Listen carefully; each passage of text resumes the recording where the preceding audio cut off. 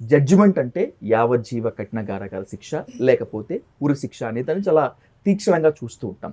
అలాంటి తీక్షణమైన తీర్పులు మీ కెరియర్లో ఇచ్చారమ్మా? నాకు డెత్ పెనాల్టీ నేను నా కెరీర్లో ఎప్పుడూ ఎవరికి ఇవ్వలేదు. డెత్ పెనాల్టీ అన్నది ఒకే ఒక్కసారి ఇవ్వవలసిన సందర్భం వచ్చినప్పుడు మాత్రం అవతల వాళ్ళకంటే కూడా నేను ఎక్కువ కంగారు పడిపోయాను.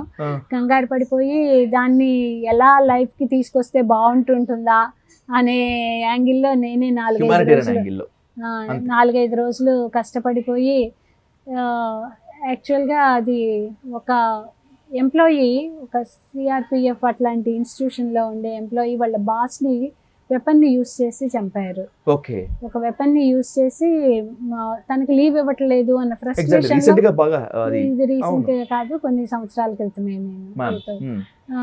చంపేశారు. చంపేసినప్పుడు వెపన్ని యూస్ ఆర్మ్స్ యాక్ట్ కింద ఆ వెపన్ని యూస్ చేసినందుకు దానికి డెత్ పెనాల్టీ కంపల్సరీ ఉంది ఆర్మ్స్ యాక్ట్లో.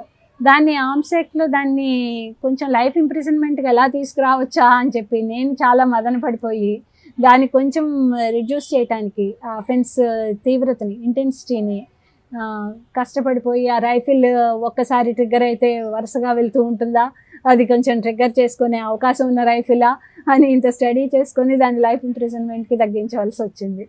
అలా వాళ్ళకంటే ఎక్కువ టెన్షన్ నేనే పడ్డాను. వాళ్ళకి ఆ సంగతి కూడా తెలియకపోవచ్చు. అది లైఫ్ ఇంప్రిజన్మెంట్ అయిపోయింది, అది కన్ఫర్మ్ అయింది కూడా హైకోర్టులో.